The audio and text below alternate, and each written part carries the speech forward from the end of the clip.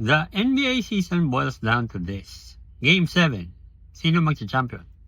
The Indiana Pacers have done the unthinkable. Underdogs for the entire series, they forced a Game 7 with their masterful performance.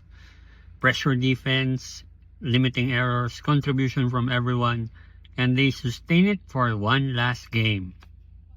The Indiana pang OKC, but they know how to play after a loss. They are 18-2 pag galing sa talo, and 12 of those wins are by 10 points or more.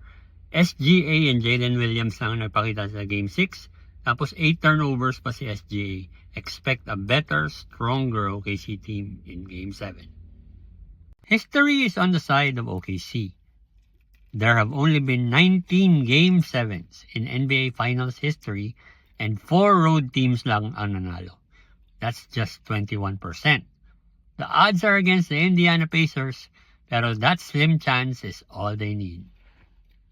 History. Okay, mali ako sa OKC in 6, but I still think OKC in 7. Ikaw?